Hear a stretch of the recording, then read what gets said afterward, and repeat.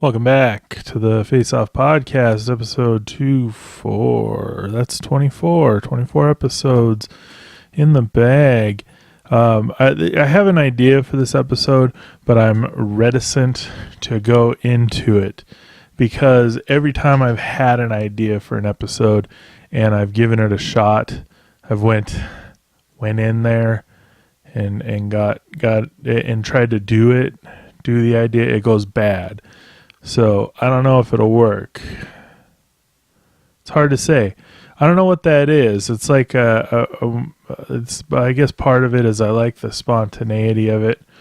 I like being a little spontaneous with content or lack thereof, which is often the case. But it's hard to say. Could have just been that I was having a shitty day when those episodes went bad. But I don't know. Anyway, here's what it is. Here's what the thing is I have a situation that comes up in this time of year, and it's usually early November, and it usually lasts until late January. And what I would call this is a massive depression. And I've been combating this over the last several years. This has been happening for what I would consider most of my life. And over the last couple of years, I've been combating it and trying to become more aware of it. And about 4 years ago, it sort of clicked as to what part of the problem was. And the problem was that on December 1st, 1997, my dad died in a very sudden and pretty gnarly accident. He was riding in a plane, a very small 3-seater plane, and he crashed into the Columbia River. He didn't crash. He was riding, and the plane crashed into the river. And it was up in Colville, just outside of Kettle Falls, actually, that this happened. And it was a pretty, I was 17 years old. It's a pretty traumatic event. I mean, if you know somebody and they die, that's a big trauma, for anybody, I think.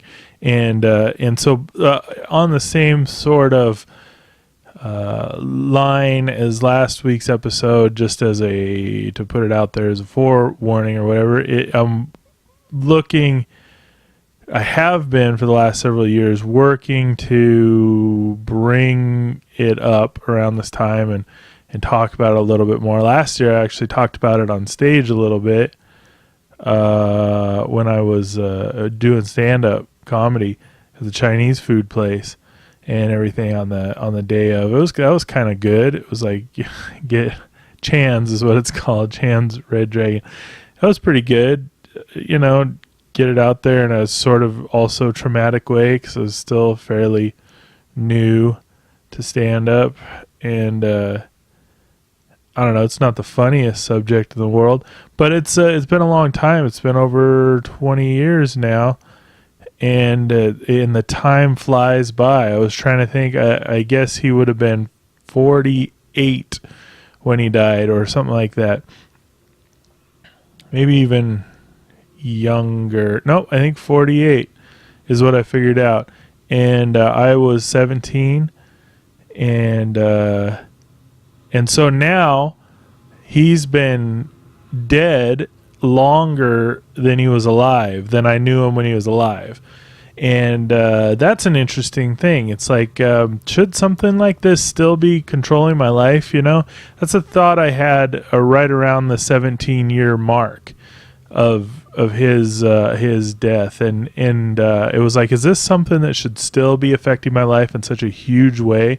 Is this something that I should still let have control over me and my emotions? Because I would get fucked up for like 3 months, emotionally destroyed, like really, really fucked up, and it's not hard to see what it was, because it was a big surprise. And so December 1st, if I started falling into this shithole of shitty, dark, depressive emotions around November 1st, and then it sort of peaked out in December, And then by the end of January, it was starting to fade out a little bit, you know. That's a long time. That's a quarter of a year. It's fucking insane. You can't live with with that kind of thing, you know. I mean, you can, but it's not really living. It's rough. And depression's a motherfucker. It's a motherfucker, man. Tell you what, nobody likes that. Nobody has a good time with depression. It's not on anybody's bucket list. I need to go get me some depression before I die. Really feel what it feels like. It feels bad. Again, I brought it up before, but if you have been depressed and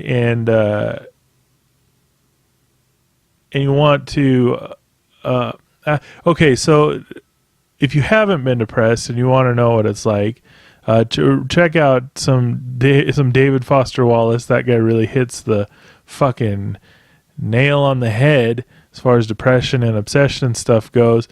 If you're depressed and you feel unconnected, you know, to the world, that was a big thing that happened to me. Is I just felt like I had no place at all. Like the thing I was going through, nobody could possibly grasp it, much less describe it. And reading David Foster Wallace was definitely a revelation, because he did very much describe it, and he fucking walked the walk. The dude killed himself. So I mean, that's tough. And he really took care and time to put it out there in these very, very large books. If you're reading Infinite Jest, I would say take it little by little bit by little bit, or put it on an audio book. There's a really good version of the audio book out there. It's got a really good reader for it, and it's fucking long though. It's long. It's really good. I highly recommend it. I mean, as far as having something that really dives in unflinchingly to the real nastiness of depression, you know, the real dirty, deep down dirtiness of it, but also keeps it kind of clinical almost. Like he's got a clinical sort of voice or style, but I don't know about that even. It's hard edge. Maybe that's what I'm confusing clinical with hard edge. It's got a pretty tough edge to it. So yeah, that's a really good, that's a hell of a big, crazy book. A lot about addiction too, and Alcoholics Anonymous specifically, which blew me away. I was like, what the fuck? This whole book is about all the crazy ins and outs of Alcoholics Anonymous, which is really more interesting than it sounds right now, coming out of my mouth hole. So I had this relationship with my dad that was cut short really unexpectedly, because I could never imagine him dying for any reason. He had that, there's a quote in this book, Sugar Frosted Nutsack, which I highly recommend also, by Mark Lehner. Those are two of my favorite books, I think, and that and Infinite Jest. But there's a quote in there about these men who were they were unspoofable. They were this certain breed of man, you know, that was, you couldn't parody them. They were already a parody of themselves, sort of, but they were, I don't know how to even put it, but then they started to disappear one by one from the face of the earth, you know, and it's like an endangered species or something. And that's what my dad, his name was Dan, by the way, that's what he was to me. He was this sort of crazed mythical creature that from a distance seemed very interesting and very cool, like a fucking a centaur or something, you know. Oh, hey, no, I know, like a griffin. So from a distance he seemed like a griffin, like this, like how you would how I would think of a griffin. Like I would look at it from a distance and I would be like, fuck, that thing is really cool. It's like a bird head on a lion's body. It's got wings. This thing is fucking amazing, you know, flying around. It looks insane. But then if it was like, now you have to live with this griffin and deal with all of its ins and outs, that's a whole different fucking story. That's not something I want to do. I want to deal with a griffin. How does that thing shit? Does it shit like a cat or like a bird? Does it fly all the time? Well, it's got huge claws. It looks fucking terrifying as fuck. And that's what it was like with my dad. He seemed interesting and sort of mythical from a distance. And up close he kind of was. But also there was a lot of mess. There was a lot of mess and danger and just weirdness. You know, he was a very weird guy. Biker. He was a biker. He's a motorcycle mechanic. He's an independent biker, so he wasn't affiliated with any of the motorcycle groups, the motorcycle clubs. He was affiliated with all of them. So he bounced around. He was able to sort of hang with anybody. And he was loud. He was super racist, as I've covered before in this podcast and in comedy and stuff. And that was something to have to deal with. What an odd thing. I went through phases of trying racism on for myself, trying to be racist, which if you're not racist and you're trying to be racist, it's sort of like if you're not gay but you're trying to be gay. Oh, that sounded really bad. It's like if you were gay and you were trying to be straight, it doesn't fit. It's just trying to change a fundamental thing. I wasn't trying to equate racism with gayness. That's retarded, but and then just drop the retard bomb. Oh boy. See, these PC holes, they start to suck and there's no getting out of them. But trying to be a racist when you're not racist, or trying not to be racist when you are racist, is tantamount to the same sort of thing. You know, it's not, it doesn't fit. And so it didn't fit for me. It didn't take with me. And but he was just, he did not like, mostly it was black people. He did not like black people. And his reason for that was that he grew up in Texas. He was surrounded by mean black people all day long. And so, I don't know. That's what the fuck ever, man. It's all said and done now. That kind of racism, it's still around. It is still around, but he was blatant about it. He was outspoken about it. He had swastikas tattooed on his arms and stuff like that. He was fascinated by the Nazi stuff. I'm going to go down the dark side of things here real quick. He was fascinated by that kind of stuff. He didn't seem to me like a violent person, like somebody who was super obsessed with violence, but he lived a violent life. You could see the signs of it all over him. When he was a very young person, a young child, the story was, and I say the story because I don't know the actual story, but the story that I heard was that when he was a very young person, 3 to 5 years old, something like that, he pulled a coffee maker off of a countertop, and it spilled hot coffee over his torso, the top of his shoulders, his face, his neck, and his chest, and it burnt him really, really badly. And so he was burnt. That's how I knew him. He was scarred. And it's weird in my head. It's not, I don't know how to put it. It wasn't a big feature of his that he had this huge scarring all over the top of his body, you know? It's not a huge feature, but it was. If you never knew him, you would notice it right away. You could see it for sure. He grew a beard and everything, so you couldn't really see it on his face, but on his neck and stuff for sure. So that was something he fucking dealt with from a very young age, and it definitely shaped the person that he became, and I'm sure shaped the person I became in a lot of ways. Or I have become, or am becoming, as it was to be. He became a person because his personage ended. So the person he became, it was that person in that plane when it fucking hit the water, you know? So that personage is gone. So who he was is what he became.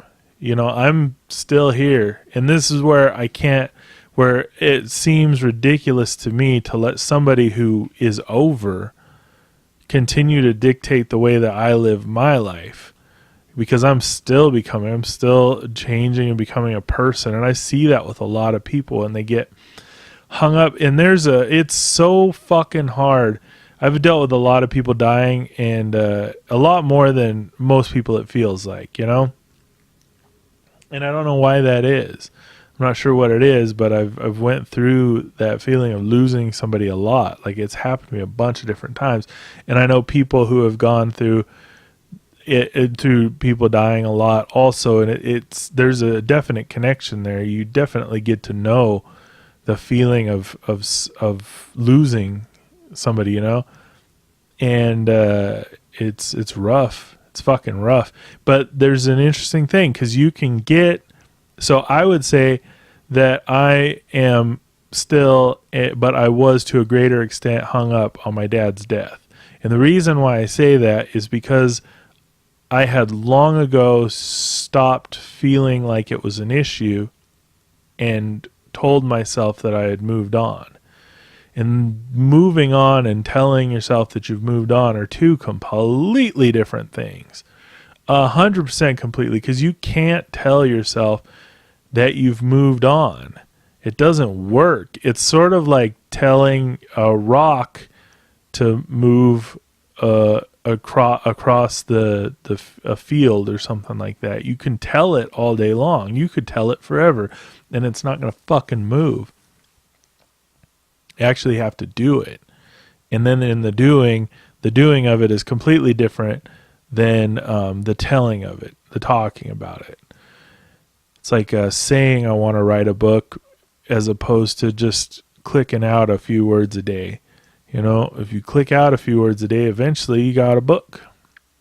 But if you say it, that you're going to write it, you tell people over and over again without clicking out any words, shit's not going to happen.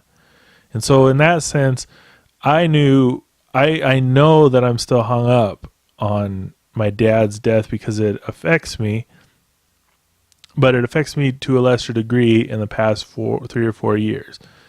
And the reason is because I've recognized it and I've started actually working on it. This is an example of it, doing this podcast. I haven't had this podcast in the last 20 years to put something like this out.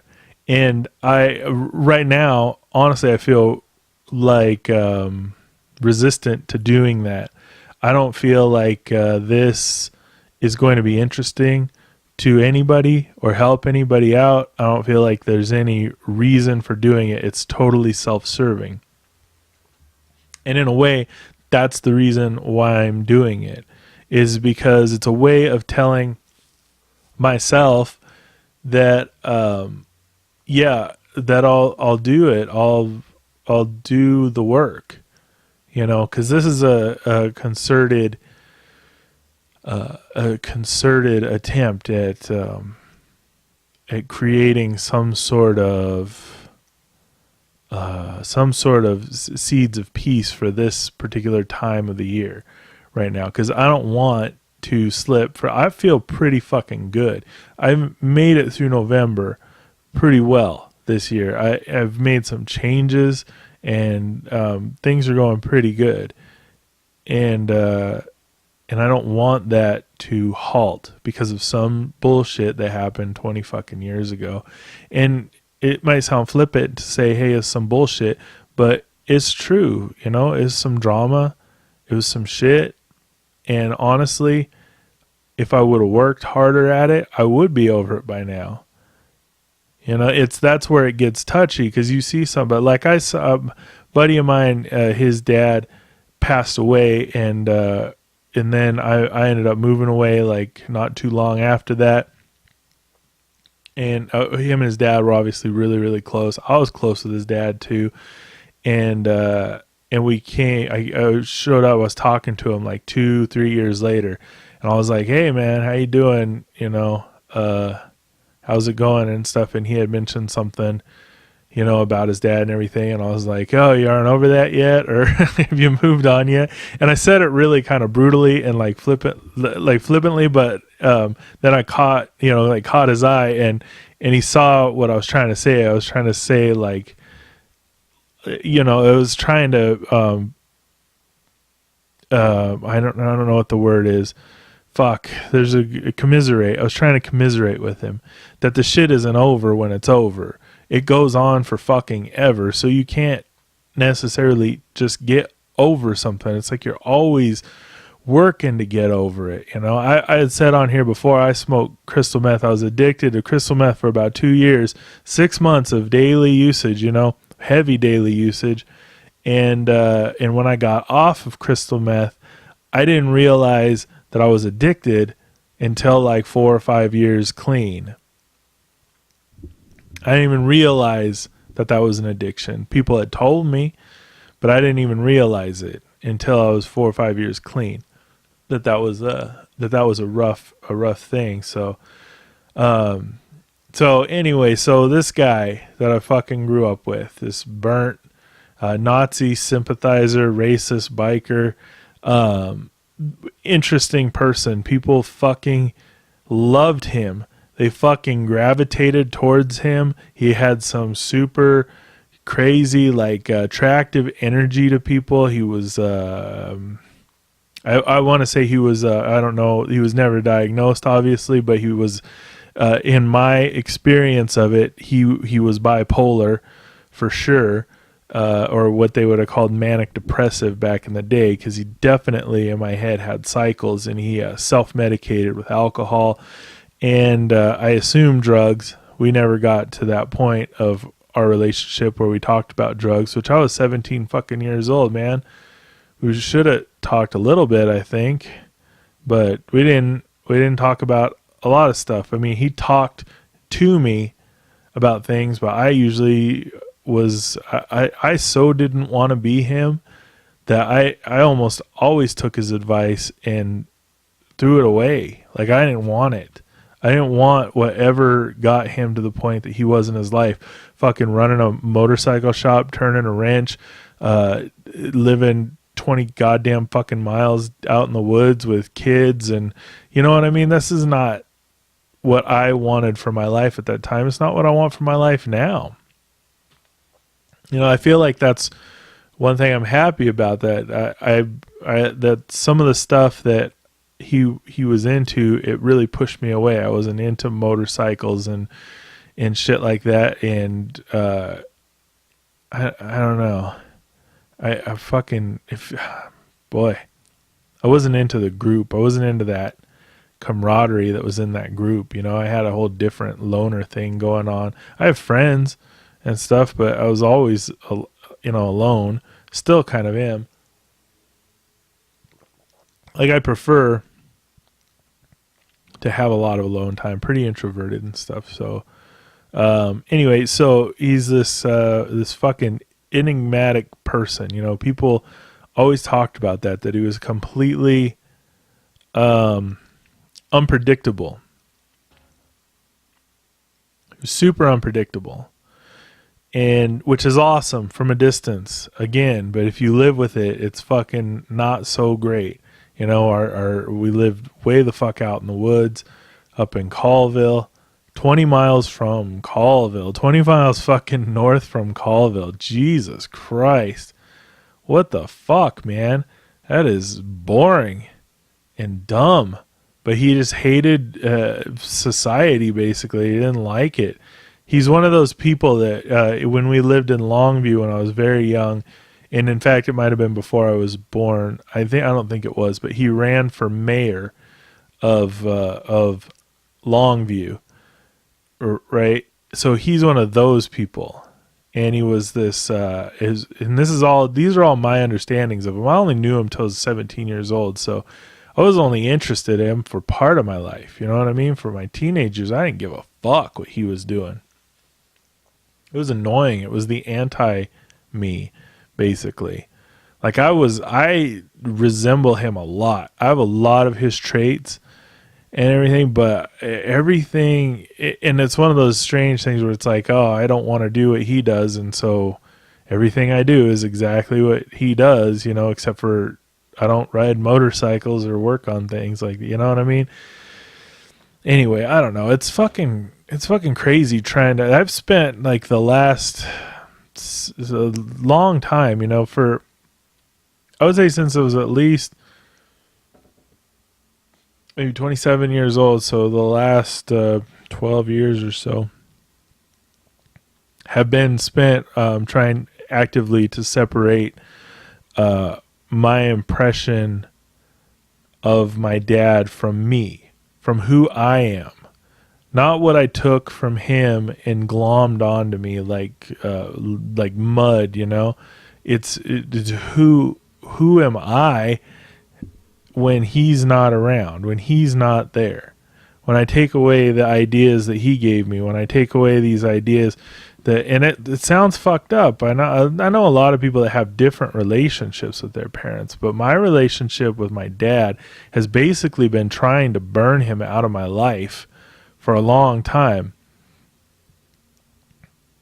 And it's fucked up because I don't honestly think that's the final key. I think what the final key is I think what is going on now is this systematic burning and trying to see what survives the burns, what survives, what sticks around, what crystallizes, and then working to integrate that stuff. You know what I mean? I talk a lot in metaphor about this, but it really feels this way inside of my mind. Like I have to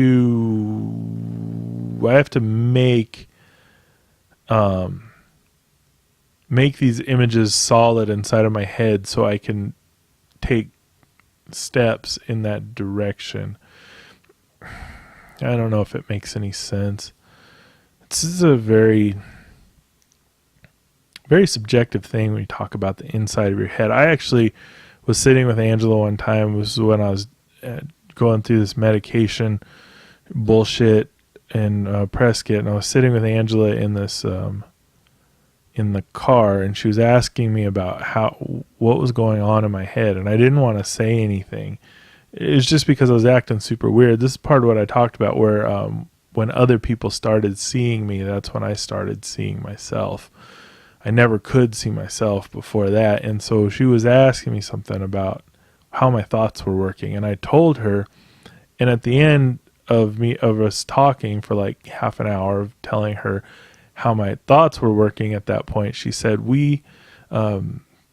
thank you, for talking to me. This has been very, very helpful. What I'd like to do now is take you to the hospital, to the emergency room, and have you tell what you told me to a doctor. And I was like, it's bullshit. I'm not doing that. That's ridiculous. And she sort of persisted. And finally I was like, whatever, let's fucking go. We live right down the street. We'll go. And so we went to the emergency room, and she said, she said, I was talking to Derek earlier, and I asked him this question about how his mind was working. And the doctor was like, oh, okay, what did you have to say, Derek? And I had spent 20 minutes telling him the same thing. I just went through it. And at the end of that, he was like, I'm very glad you came in, because this medication is obviously not for you. We're going to go ahead and start weaning you off of it right now and give you this to help you with it, and blah, blah, blah, and all this. He's like, what you're thinking isn't right, necessarily. You shouldn't have to deal with that. And what my thought was before all this happened, was that this is just how it is. That's like a thing that I will just deal with forever. You know what I mean? And to hear a couple different people, one person that I trust a lot and the other person that I fucking don't give a shit about, that being the doctor, to say the same thing independent of each other, to be like, ooh, that's not great. You shouldn't have to deal with that burden. It's a problem. And that was what bipolar was like too, is I thought everybody thinks like this before being shown what bipolar was. I thought, oh yeah, that's just how everybody thinks. And then everybody was like, oh no, absolutely not. No, that's not how it works for everybody. It's a certain subset of people that's how it is for, And anyway, I think I think my dad was bipolar, because that's what I remember. I feel like bipolar can kind of be taught. I feel like a lot of people who come back from really stressful / boring situations, like by all accounts that I've heard, like the Iraq war and anything in Afghanistan, where it goes from long interminable stretches of complete boredom to just chaos, and then back to boredom. I think that can cause a bipolar reaction in people. So when they come home, they're dealing with something akin to bipolar, and I think obviously the post-traumatic stress disorder, or shell shock, if you will. It's a great George Carlin bit on the softening of words, that something went from shell shock to post-traumatic stress disorder. So if something needs to be softened, we just add syllables to it. We just keep adding syllables. And so you go from shell shock, where people get help. If you're shell shocked, that's a problem. You have shell shock and it's a problem. You need to get some help. They go from that to post-traumatic stress disorder, which doesn't sound too bad. A couple of weeks vacation, you should be back on your feet. When in fact, you're fucked. That fucks your whole life. Fucks your whole system. And you don't get to choose what will send you into post-traumatic stress, You don't get to choose. It's the same like with somebody's death, and sometimes somebody's death can. You know what I mean? There's natural disasters that can. I have an aunt who was traumatized by Mount St. Helens, when Mount St. Helens blew up, and I was like, oh, I was born the year that Mount St. Helens blew up, several months afterwards, and I think it happened in April. I was born in August. And so to me, Mount St. Helens blowing up was just this thing. People talked about it when I was growing up, but it didn't happen in my lifetime, so I didn't think anything of it. And so when she told me about this, post-traumatic stress from that, I was kind of like, whatever. What was it? You rained down some ash and stuff, whatever. But it was a fucking huge volcano that exploded right in her backyard, basically. It blackened the sky and shit. That's fucking insane, especially if you're, if that happened right now, it would fuck with me. It would fuck with me pretty bad. Like if a volcano a couple 100 miles from Spokane exploded and sent fucking ash and shit into the sky and everything, and blackened the sun for days and days, that would fuck with me. I'm not even fronting on that. It would fuck with me pretty bad, And of course, this generation has 9/11. That was a huge thing. That fucked with a lot of people. Jesus Christ. Fucked with tons of people, I remember people at work just being shocked, just stunned. And I was like, I didn't have that reaction. My reaction was that one we talked about, that shameful, nasty reaction where I felt great.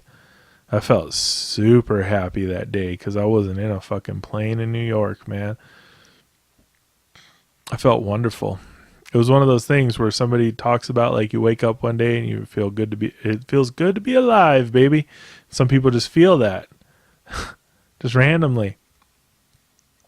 Well, that's what I felt like that day. I felt like, oh, it's good to be alive. It's good to not be in a fucking plane in New York, man. I tell you what. And other people weren't having that reaction. Other people were horrified. Completely horrified. And I don't know. I don't know what that's from. What's that from?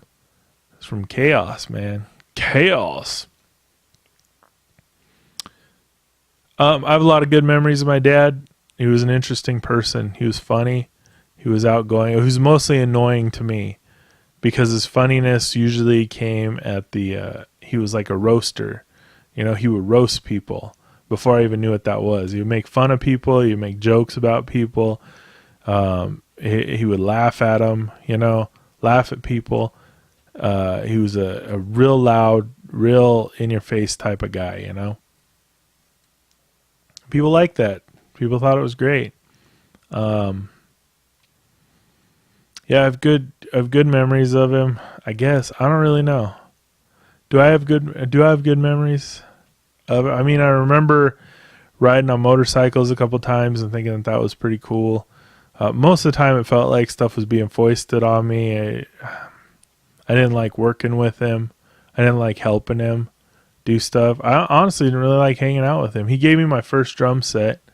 He put together a drum set for me for my birthday. I want to say I was like 13 or something.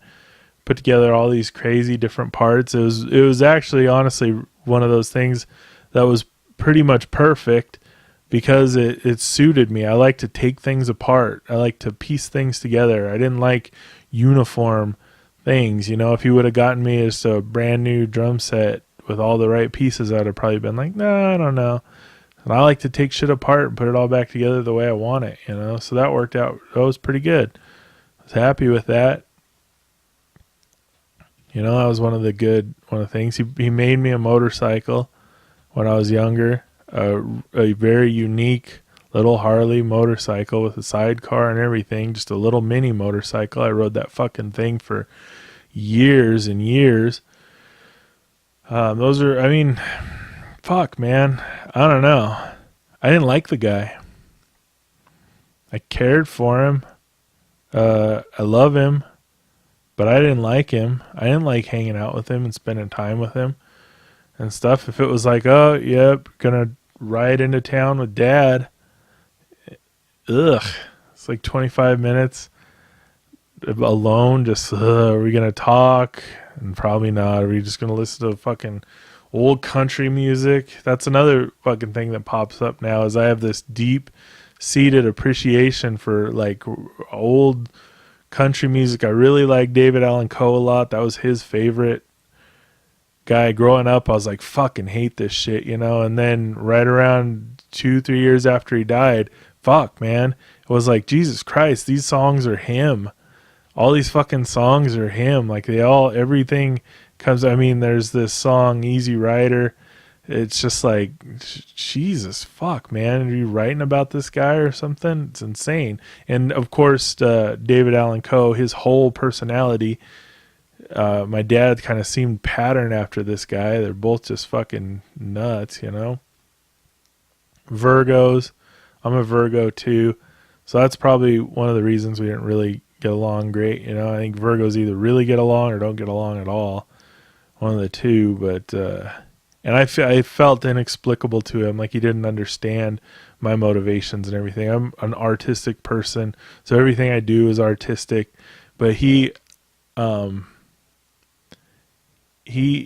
a reverence for artists, but also just like a disdain, sort of, that he has a brother named Terry who plays guitar. His brother's still alive. Terry's still alive. Hey Terry, if you're listening, good job.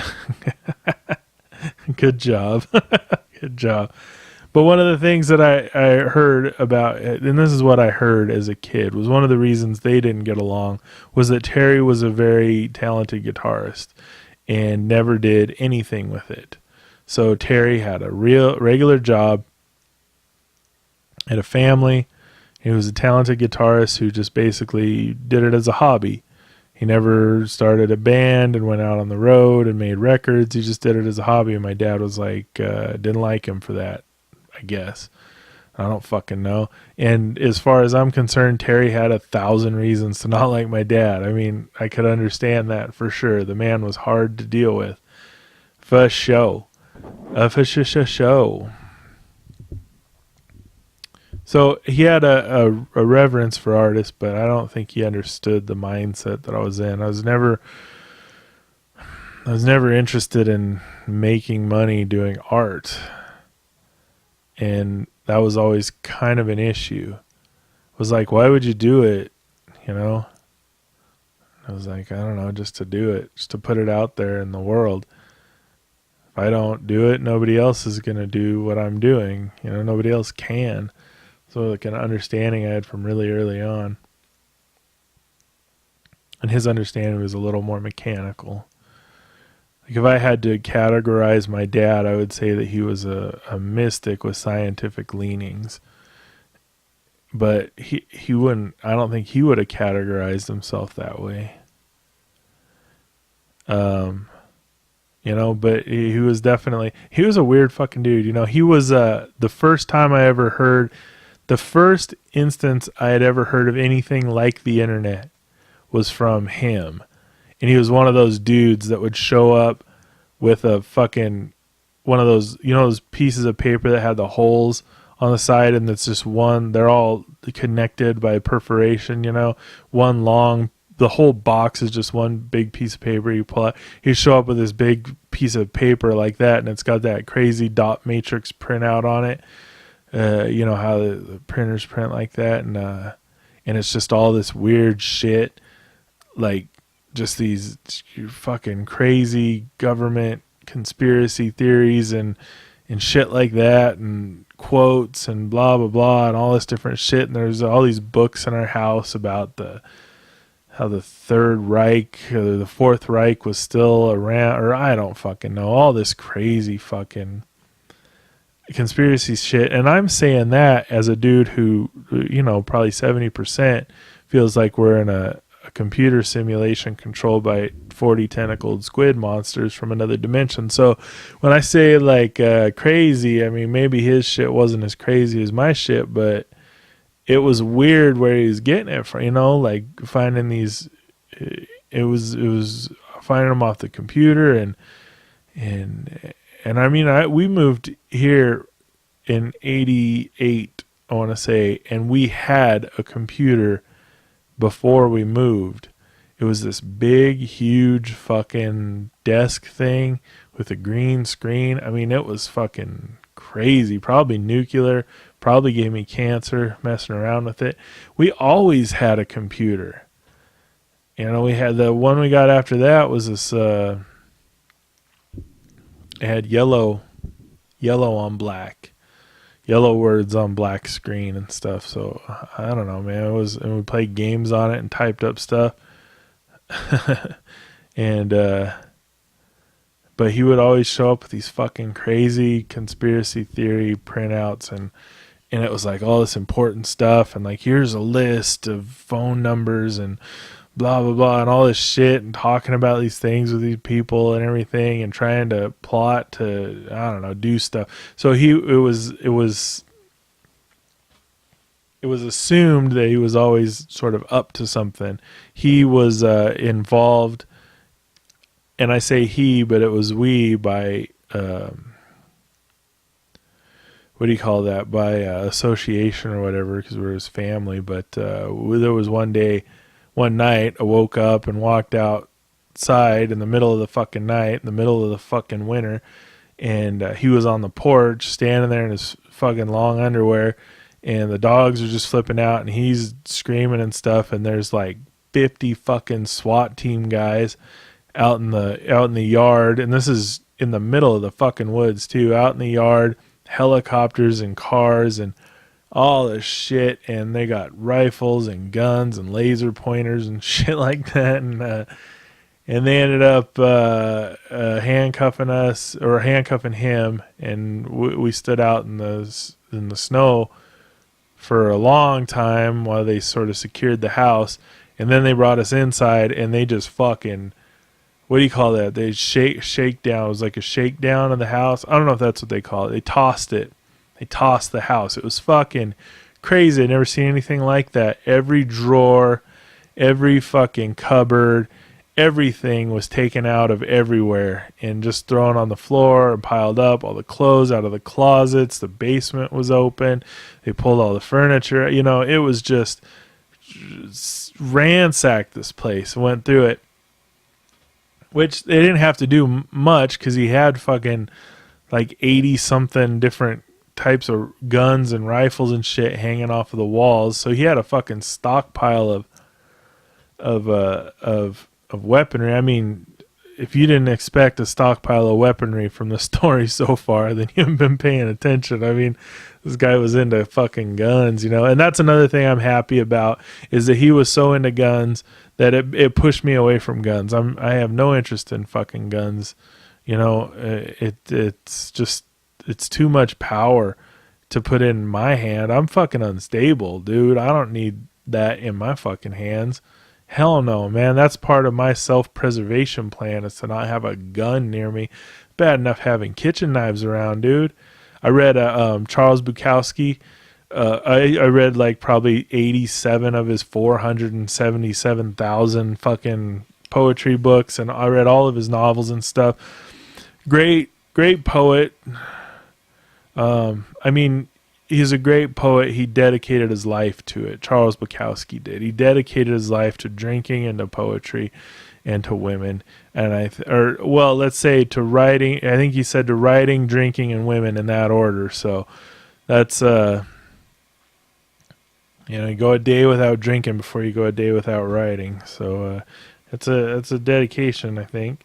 But he's written some of the, probably what I would consider like a poet Americana. Like, he is the speaking American in his poems, He's not fucking aping on anybody else. And he wrote until he died, too. So you get this weird cross-section of this angry, violent young man all the way through to middle age and then into old age, and he just kept writing and stuff. And some of my favorite ones are from his old age stuff, when he's talking about like being soft and shit, and just like, Jesus, like I paid $65,000 in taxes last year. You know what I mean? But anyway, he had a line that I liked where he said there was the nights where I was literally gripping the headboard of the bed to keep myself from going in there and grabbing the kitchen knife that was singing to me, this kind of thing. Like, I don't need to be surrounded by weapons of destruction. I'm already surrounded by them. I don't need something that's specifically made for that purpose. You know what I mean? That has that kind of punch, that kind of power around. I'm unstable, man. And he was unstable, but he surrounded himself with that shit. So we had just massive amounts of guns. I mean, like rifles, and they took all the bullet guns, the guns that take bullets, and they left the black powder guns and the 22s. So you can have 22s and black powder guns. Some of those black powder guns are the biggest fucking guns I've ever seen. You know what I mean? They would shoot a fucking... You could stick your head through the size of a hole they would put in a person. And we go out hunting and stuff with those things, man. Go out hunting in the middle of the night in an old Willys Jeep, dude, with fucking black powder guns. Jesus Christ, what a nightmare. Why the fuck would anybody... Who would wake up their kid and say, hey, it's the middle of the night, we're going to go hunting with a spotlight in a Willys Jeep with a black powder fucking rifles and shooting deer. And then when we shoot a fucking deer, we're going to throw it right up on the hood of the car and take it home and fucking shred that thing, pull the skin off and cut it open. And Jesus Christ, what a fucking nightmare. Shit was disgusting, man. I hated that. I hated hunting. It was horrible. It was an awful experience, and it happened a lot. Like, I don't know, it was a way of getting a lot of meat, I feel like I'm kind of going off on a couple of different stories here. So anyway, the SWAT team sacked our fucking house, and then just and we were sitting there for hours. I mean, this is the middle of the night. By the time they left, it was daytime. And he was handcuffed on the couch, and then once they were done tearing out every fucking drawer and dumping it and stuff, they just uncuffed him and left. They didn't arrest him. They didn't do anything. They just they thought he was part of a drug ring or something. I don't really fucking know. I never got the details. I was like 8 or 9 years old, 10 maybe. And I never really got the details of that, what was going on there. But they raided two other of his friends' houses that same night. It was, I mean, this is a concerted effort on the part of like probably at least 200 people. You know, that's insane, dude. What a weird thing to be part of, to be in the middle of, you know. I was fucking nuts, bro. But it was weird too, because this is how this family worked.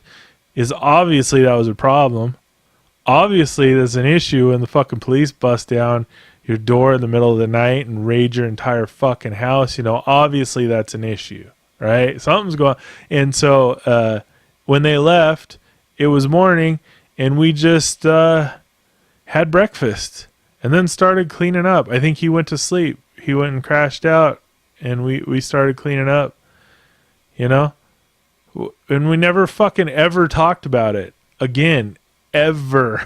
It was never brought up. It was just like, all right, well, that's the thing that happened. So that's how we dealt with things in my family. Just don't ever fucking talk about it again, dude. I cannot even imagine. So I got kids. I got Audrey and Alex, step kids, whatever you want to say. They're Angela's kids. I met Alex when he was 10 years old. I met Audrey when she was 7 years old on her 7th birthday. You know, I've known these kids for 11 years now. About 11 years now. And at that time, because it almost mirrors my experience with my sister. She was about 3 years younger than me too, so we were about the same age when this fucking SWAT team thing happened. After living with those kids for a couple of years, I started thinking about it, and I was like, dude, if that fucking kind of shit happened, so when we were living in Prescott, there was a raid at a house across the street from our house, and we talked about it all the time. We talked about it constantly. I mean, not all the time, but we talked about it a fucking fuckload of a lot more than me and my dad or me and my mom ever talked about the SWAT team fucking raiding our house in the middle of the night. You know, we talked about it a lot, and we still talk about it. It'll come up every once in a while. You know, I don't feel like I did nearly enough, but nearly enough talking about it, because I don't know, you know, still figuring things out, but you can't redo it. But if somebody would have if the SWAT team would have broken into our house, you know, and handcuffed me on the couch and went through all our shit, that's all we would have talked about for weeks, man. For weeks. We would have talked about fucking shit else. It was been like, well, let's keep you out of school for a little while and get this hashed out between everybody. You know, this is probably important and stuff. We need to put some things on the table, man. But that's not how it works. So anyway, I could get into all these different traumas, you know.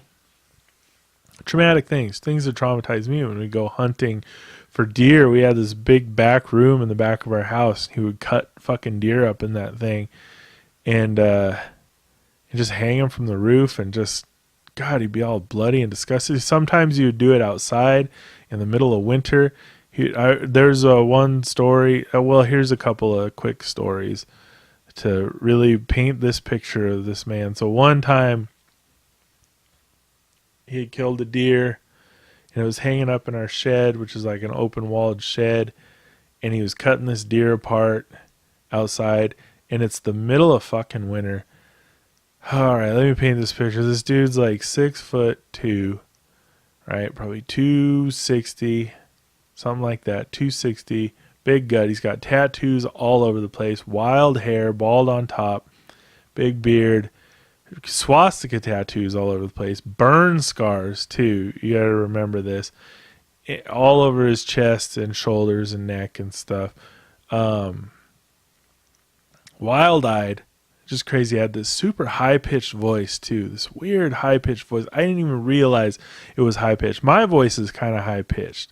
His voice was more high-pitched. You know, he had this high voice, and I never realized it until hearing recordings later on, but after he had died.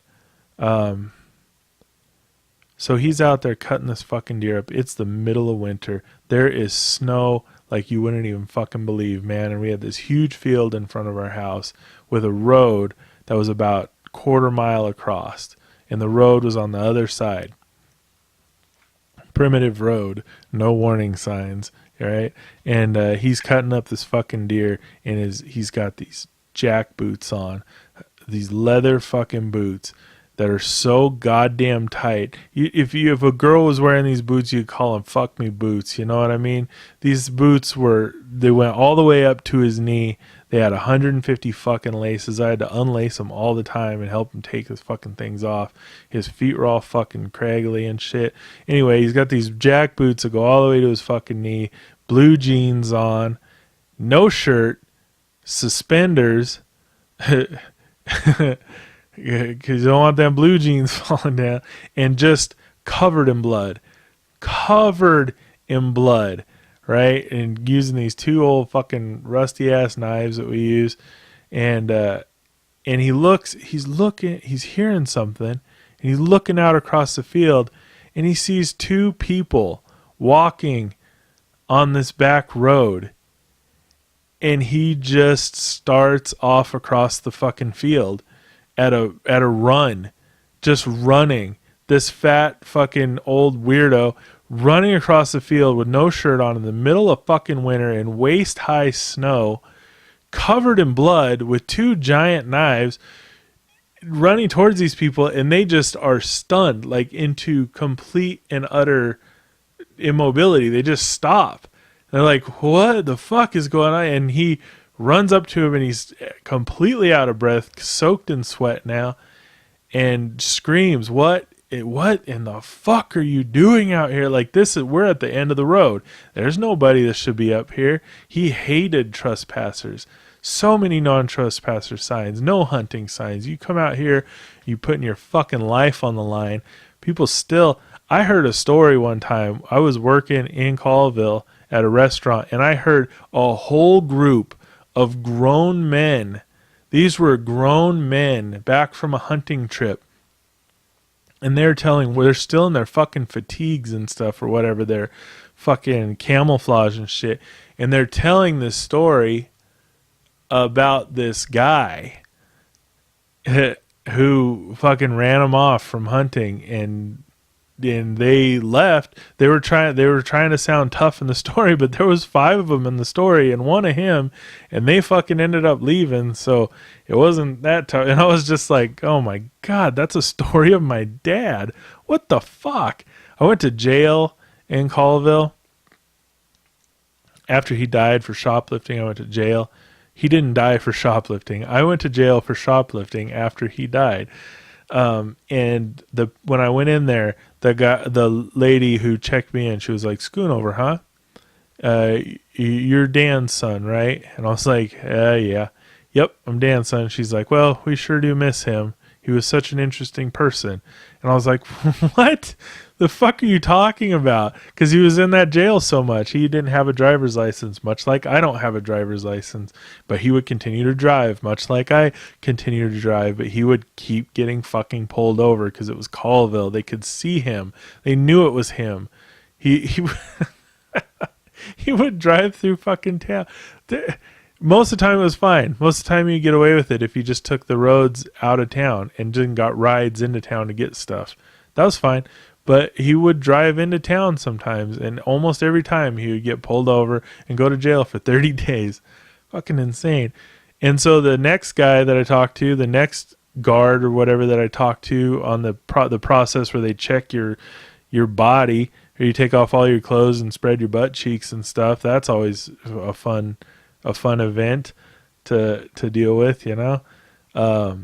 This guy was like, "You're Dan's son, huh?" And I was like, "Yep." And he's like, "Oh, well, we sure do miss him in here. He definitely kept this place quiet while he was here. Nobody acted out because he always wanted to sleep, and he needed it quiet to sleep, and nobody wanted to make him mad." I was like, what are you fucking telling me right now? You miss my dad in jail, you fucking cunt? Get the fuck out of my face. God damn. I have a complete neutrality when dealing with authority. I don't do the sir thing, but I'm usually not rude either when dealing with police and stuff like that. But man, I really don't have a lot of respect for that position. Just in this disrespect for that position has grown. It's fairly. I mean, it has a lot to do with being with him, getting pulled over and taken to jail and stuff. People pulling him over on a no license traffic stop and having their guns out and shit. It's like, come on, man. I get it, but but still, shit. But so yeah. Anyway, my feeling about police is pretty much my own. It's pretty much been nurtured up through the type of people that I see becoming police officers. They seem to target this sort of square-headed, authoritarian, fucking lowbrow. You know what I mean? I don't like that. I could not imagine telling people what to do. What the fuck, man? This is so weird. Like, hey, the way you're living your life, it's not the way that it was written down. So I'm going to put shackles on you and take you to a metal box and put you in it until you learn your lesson or pay money. What the fuck? That is insane to me. I can't get on board with any of that shit. But I don't have this it's not him. That's a part that we have that's similar, but that's not him. It might have been, that seed might have been planted, like I said, being around him, getting arrested all the time and stuff, but I nurtured that tree. I looked into it pretty extensively. Same with the military. He was in the military. Oh, so anyway, let me get back to this story. I don't like the military either, is what I was trying to say.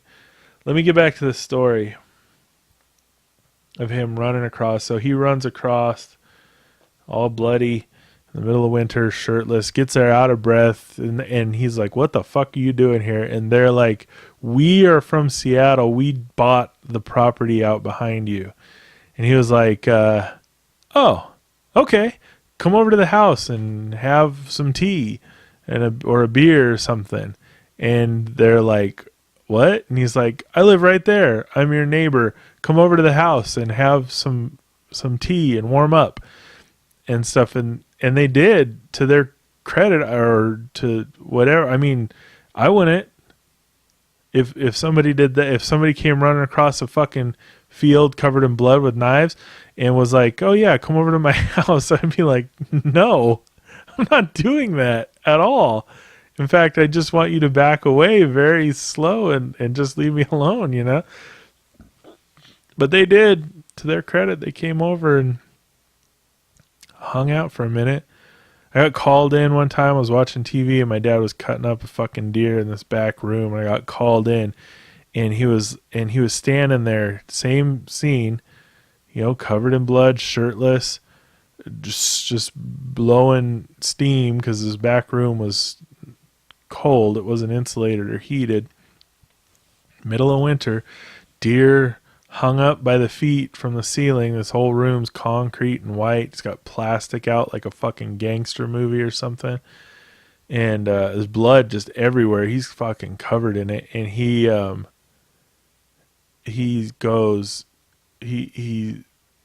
I open the door and I walk in and I go, yep, what do you need? And he turns around and he has just, the only way that I can really describe it is the insides of a deer, like the liver, kidneys, just all these parts that are all attached, or he was holding them in a way that there's just this huge, wet, bloody pile of insides, you know what I mean? And he's like, here, take this to your mom. And I was like, what?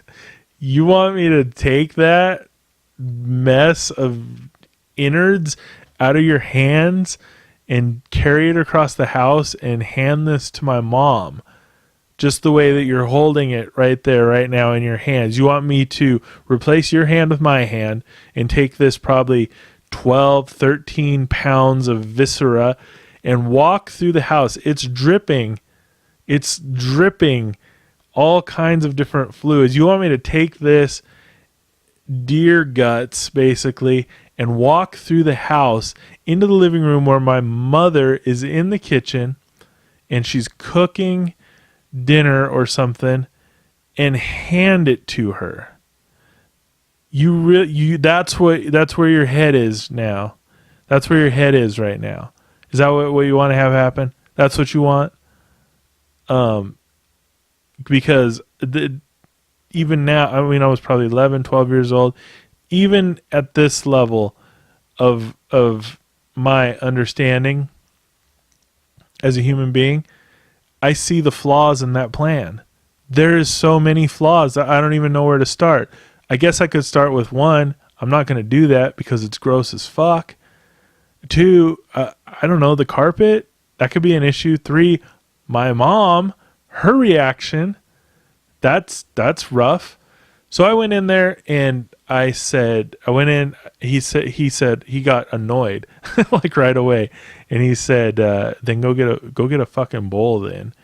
And so I went in and I said, Mom, I need a bowl, a very big bowl. And she said, what for? And I said, Dad has these deer guts that he wants me to bring into you. And she goes, what the fuck are you talking about? And I was like, this is a huge pile of guts he wants me to bring in here. And she's like, what am I supposed to do with that? I said, I have no idea. I have no fucking clue. I don't know what it is. So they ended up hashing it out. I don't know what the hell the deal was. I guess that's food or something. But anyway, that was horrifying. It was pretty awful. I don't know. I remember I have a lot of weird memories of that particular person. I got into a lot of car accidents with him.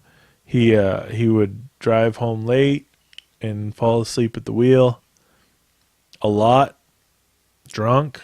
That's the thing. We never wore seatbelts. He was always driving drunk.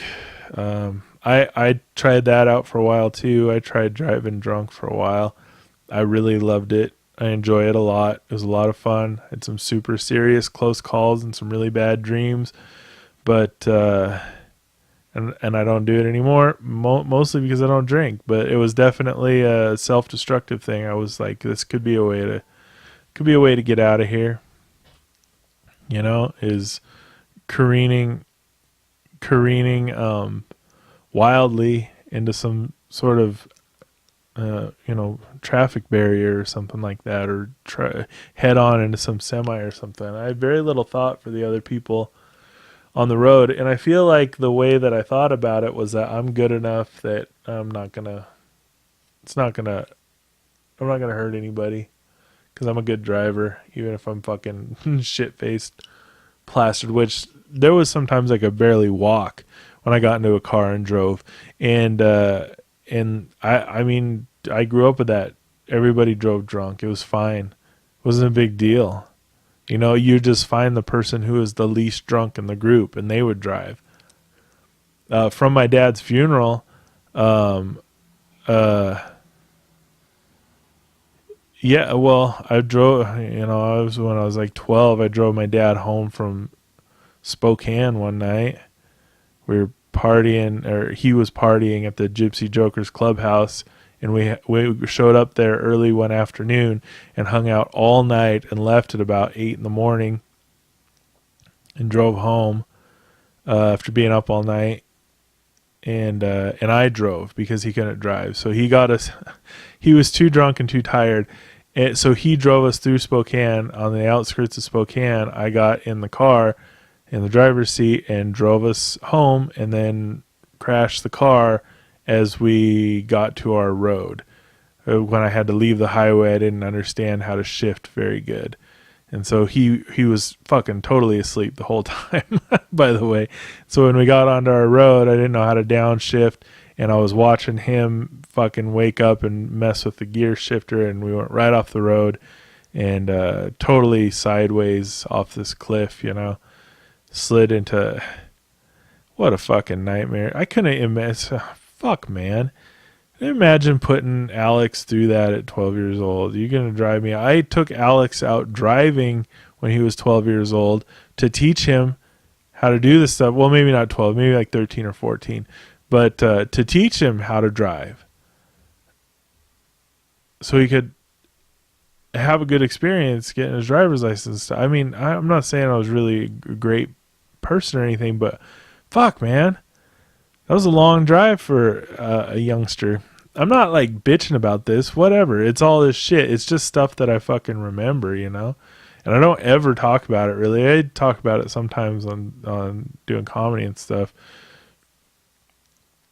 But it's been a while for that, so I don't know. It's crazy. It's all this shit that shapes a person, and it's there. It's inside me all the time. I mean, these fucking weird stories are inside me all the time, and it's like, who hears them? Nobody hears them. I don't say them very often, but it starts to sort of explain the shape of things right now, you know. And I'm not. I don't know. I don't want to. I do. I honestly, I do blame my parents for a lot of stuff, mainly life. It's like, God damn it, really? Ooh, I feel like I'm forever going to be bitter about being given life. How weird is that? That's not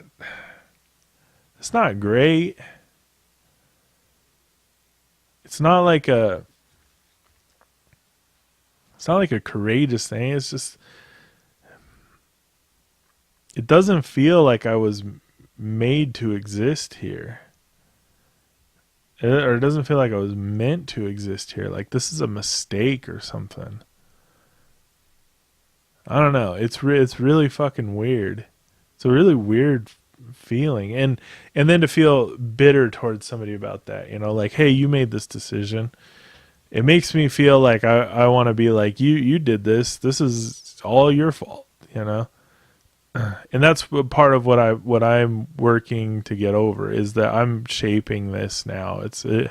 I can be I don't have to be bitter about it. I can do things in spite of that, you know. I can whatever. It's fucking weird. It sounds so asinine and adolescent. It sounds so unaware, you know, uninformed to say something like that, but that's what it feels like inside all the time, and it's fucking bizarre, you know. I don't know. Things are going pretty good right now. It's just bizarre. I couldn't imagine putting somebody through that kind of stuff.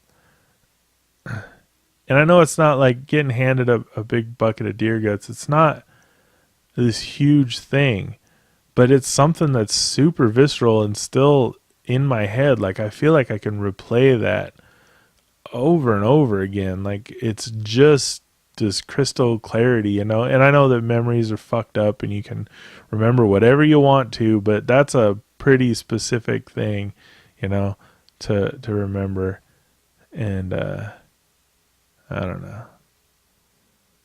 I keep trying to think of what my first memory of my dad is, but I have zero clue what that is. My first memory that I remember, or that I feel like I remember, was with my aunt, and she was babysitting us, and we put underwear on the dogs. We had two boxers, and we put tidy whities on one of them, and some like I don't know, panties or whatever on the other one, and they went.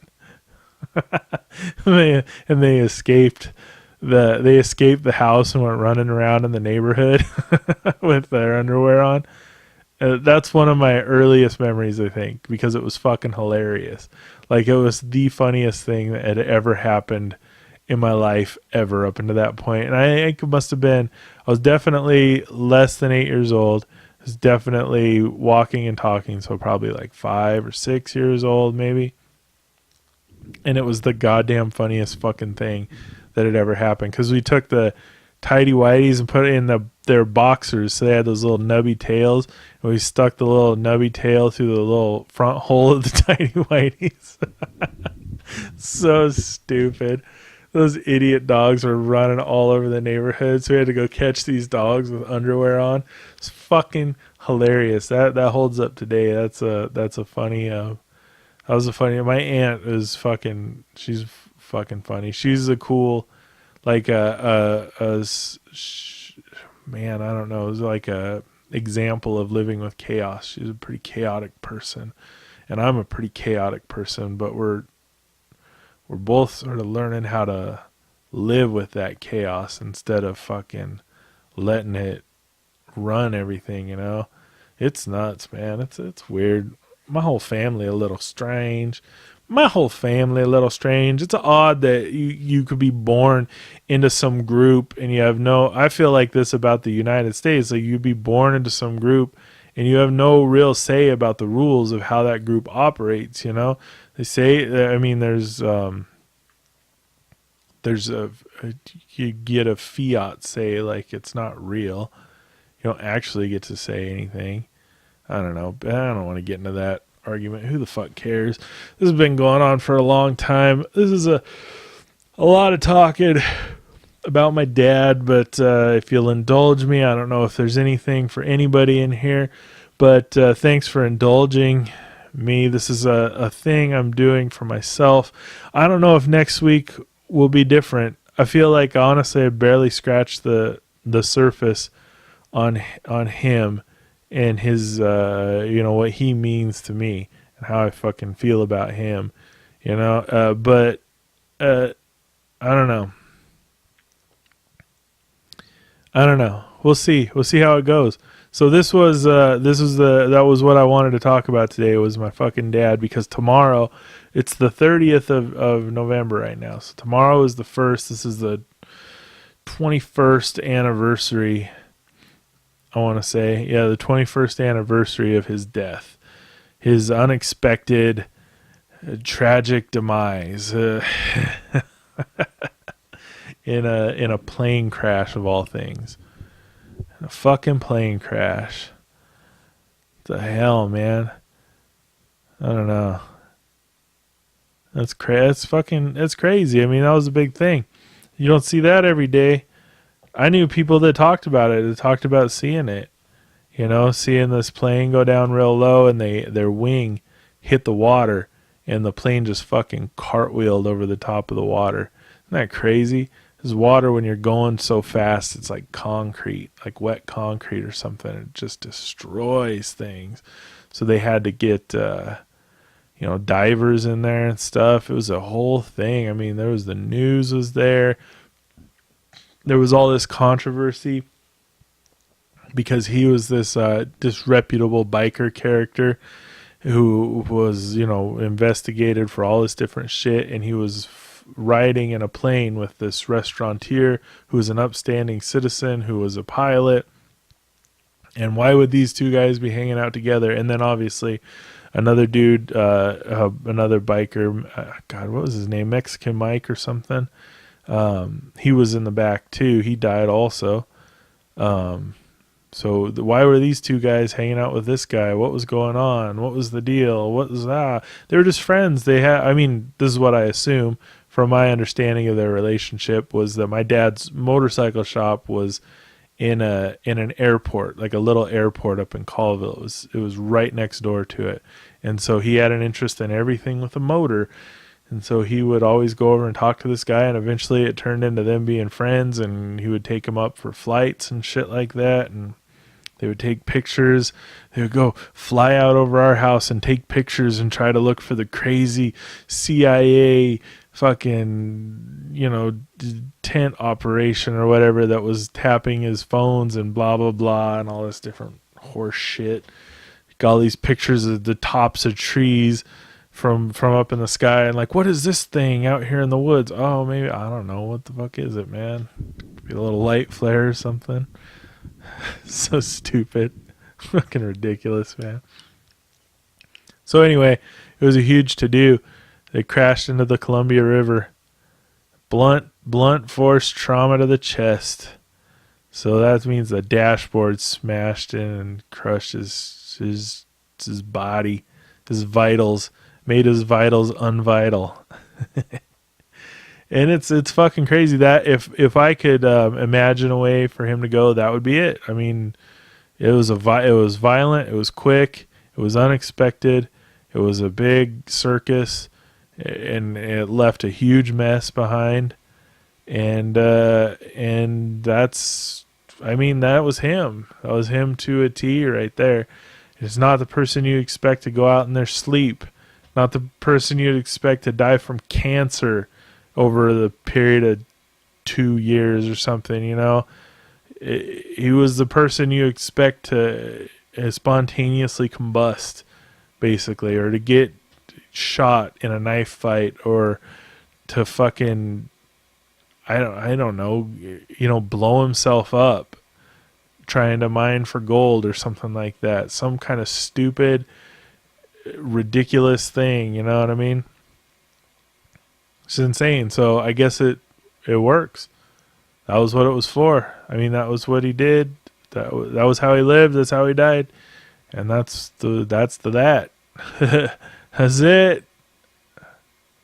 That's all. So I have an animosity towards him. This is another thing that I don't know if you feel, if you've noticed in your life, but we had an antagonistic relationship. I didn't particularly like the man. I still don't particularly like him. I dislike when he shows up in my personality. I don't like a lot of my memories of him. Some of them seem hilarious now, but at the time, there's the side by side. That's what it is there's a dichotomy inside of me. There's this dual thing, and half of it is fun. It's like, oh yeah, I can see it now that it's funny, but half of me is still fucking there, you know, thinking of how to grab these guts and take them to my mom. You know what I'm saying? So it's bizarre. It's bizarre. He's I don't know. I cared for him a lot. I looked up to him. I wanted to be like him for a while, you know, and I feel like I have this weird desire to, you know, help or to get the approval of older men, you know, and it's just really fucked with my life in a way that that I don't really let it happen anymore. You know, I've become really aware of it, and I don't give a shit anymore. Really, I mean that's dishonest. That's disingenuous, at least. But I'm aware of it more. And so anyway, I'm gonna close this up. I'm gonna get out of here. I feel like I don't have a lot of time right now. I'm creeping up on my time limit, or my available time for this, and.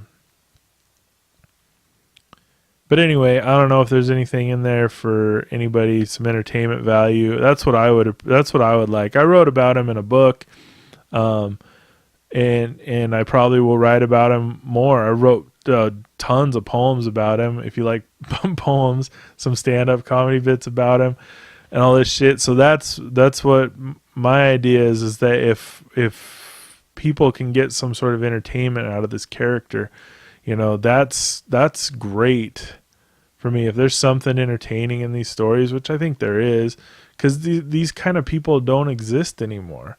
I haven't met somebody like him. You know, I've met people that have shadows of him, you know, that are like shades of him in their personality, but this fucking guy was, I don't know what they said, like 20 pounds of crazy in a 5-pound bag. You know, he was fucking just something else. He was like a professional wrestler. You know what I mean? You see a professional wrestler and you're like, well, that's a little bit over the top. Like a Macho Man, Randy Savage or something. You're like, oh, when he was when he was in his prime and he had those fucking neon green cowboy hats and tights and the little tassels and shit, and he was walking around all weird and saying crazy things, you know.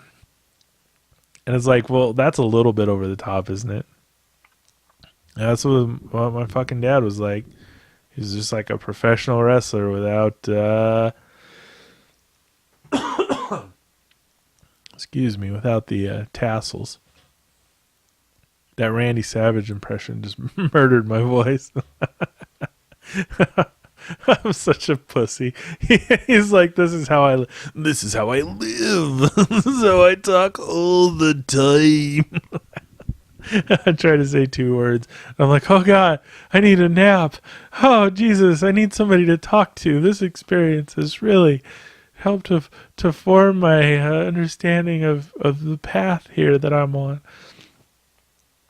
I didn't expect Randy Savage had so much going on inside, you know? So much to deal with. The voice that anyway, I don't fucking know. I'm just yeah. So anyway, what I want to say is a sincere thank you if you made it this far. Thanks for listening. I hope there was something in there, if not entertaining or helpful, at least distracting. That's fine. Either way. But I super appreciate it. You know, I love this podcast. I like doing it. It's a lot of it gives me an interesting platform, you know. And this, I hope, it feels like this will help a lot for December. And like I said, I don't know if next week I want to talk about it more or if I throw it out another non-canonical or something. But we'll see. We'll play it by ear. But sincerely, hey, man, thanks for hanging out. You got weird people in your family? Hey, write me an email. DerekSchoonover@yahoo.com. That's right. Write me an email. Do people write emails anymore? I do sometimes. It's pretty quaint. It's like a step up from a letter, but anyway, yeah, do that. I'd love to hear about your weird families and shit, but I don't know. Maybe I wouldn't. Who knows? Let's try it out. Anyway, thanks again for fucking listening, and have a great day. Have a good one. Keep your eyes on the road. We'll see you next time.